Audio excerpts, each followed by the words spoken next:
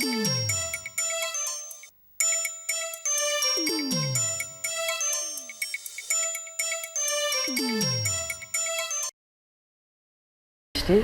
think I said after the festival we did a debrief, and last year was our 10th anniversary, so we didn't want anyone to miss out, and in order to avoid overlaps of dates and openings, we added an extra week to the festival.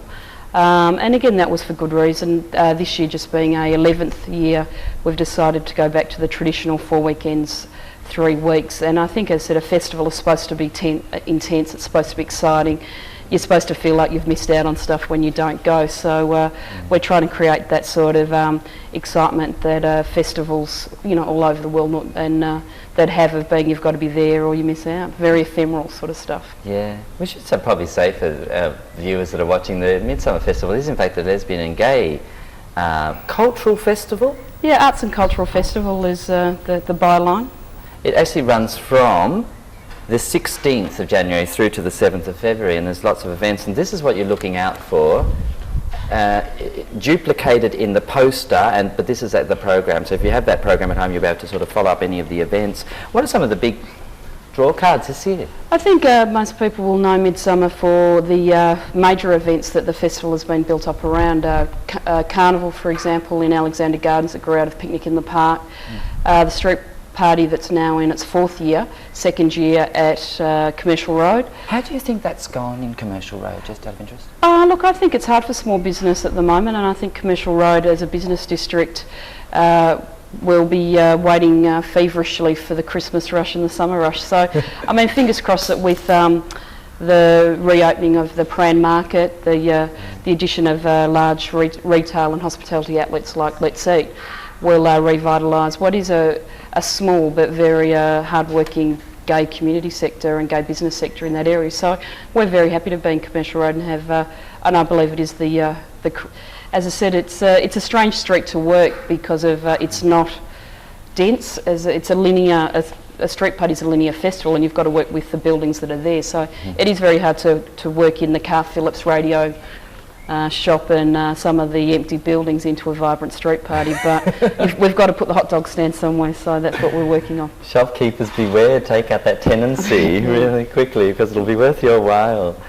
I'll go through this one, Emma. How do you think that our Midsumma Festival compares to something like Mardi Gras? I mean, I know that in size they're probably a little bit different. Basically I like to describe Midsumma as the festival money can't buy. As I said, we don't have any, so basically the main difference is that Midsumma is an umbrella, that it relies on the desire and the impetus of our cultural activists, performers, community groups to actually participate, rather than us going out and purchasing acts, exhibitions or stars. So really I suppose that's the one significant difference, is that we produce very little apart from our major events. So it's an open door festival that relies on the goodwill and the creativity and the commitment of the community with because of our limited resources, very limited resources. I think to that end, out of like many things, good things come from small beginnings, and I think that in the post-90s, pre-millennium times we live in, that big is not necessarily best. Best is best, and I think that the quality that the Midsumma events compare to any festival. As I said, Melbourne is a significant cultural capital, and the gay festival that we run reflects really does reflect accurately the cultural position that Melbourne occupies generally. And as I said, what Melbourne is, Midsumma is, and Midsumma is very Melbourne, and Melbourne is very Midsumma. So it's not like Mardi Gras in any way, other than probably the desire of a few people to wear very little for the month off. Yeah. We did this community-based thing very well, I think, in Melbourne. And there's one show, it's called Razor Babies? Razor Baby. Which is Baby. One Razor Baby, there's one. It's from Club Swing? Yeah, basically Club Swing, for those audience who don't know, is a Melbourne-based physical theatre performance group that basically have born out of circus skills. Predominantly it's a women's group, but not strictly tied to that. This performance, there will be some gay men performing it as well. But this is, I think, their third show, and their previous two shows, due to the lack of financial resources, have been forced to premiere their work in other states. So it's things like that that Midsumma I feel very proud of, that for the first time a Melbourne company can get to premiere their new work in Melbourne to their home audience rather than have to wait for Mardi Gras to buy it or for our interstate festival to fund it. This year Midsumma and Club Swing worked together to actually attract Australia Council Arts federal funding and local government funding in order to put it on in actually our hometown. Funded? Yeah. That's fantastic. Yeah, it's a $100,000 project. So. Which is actually not very much, really. No, not when you've got a group of girls who eat a lot and like to swing around. I suspect Catherine should be eating at least $100,000 right, in veggie burgers. That's right. So no, as I said, it's that festival has already been purchased and to be produced by Mardi Gras up at the Seymour Centre, I think, up there, and I have no doubt that it will travel the world after Midsumma. Their work is very good. It's great. Lovely cultural exchange. And there's quite a strong visual art component in this coming Midsumma. The new Q2, it will have it now. Is that actually that had its first year last year at the gallery, but this year it's at Linden. Correct. And that's just part of a whole lot of kind of visual arts type. It is. As I said, visual arts. We've always had a very strong representation of visual arts within the program, and UQ being a art prize show where basically people put in submit work to in order to get in. And as I said, the first prize is sponsored by Globe, and it's $2,000. So it's and in any art circles, that's a fairly decent art prize. So there's, I think all the entries have closed, and they're judging the work now, and that will be hung at the Linden.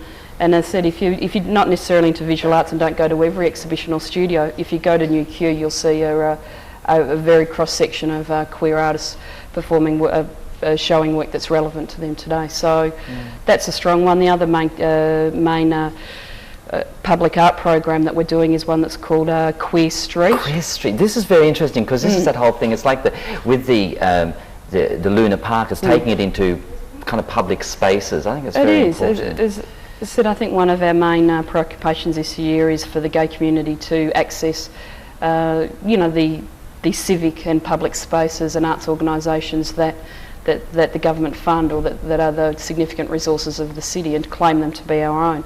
So the public art program will there'll be public art works at bus stops, train stations, or Spencer Street, Flinders Street. There'll be a mass hang, which is our own version of a Rotary art show where, Sera, take this as a personal invitation. I will. I've got some lovely collages. That's right, to create work, and as I said, hopefully we're hopeful for in excess of 200 things just hanging along the gardens so that we can discover the artists within all of us.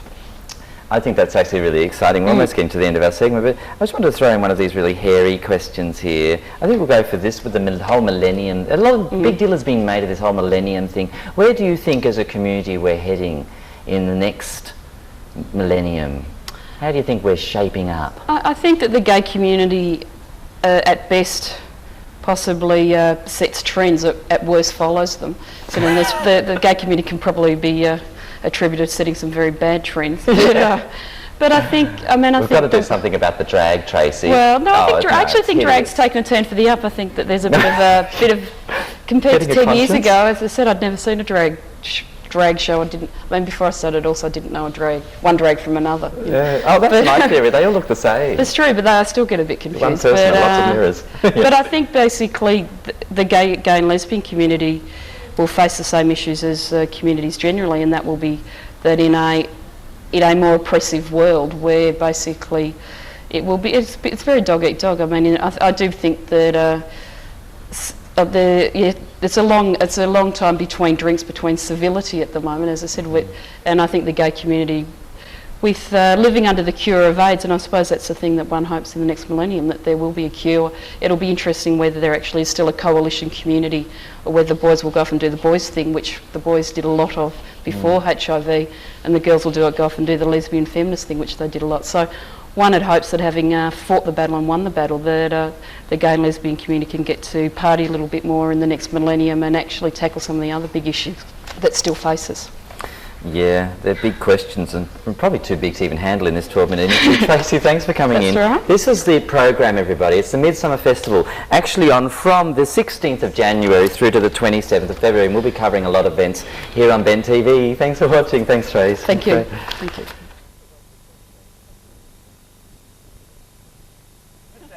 Look animated. Yeah, so well, we can look here at the program, which Yeah. is still really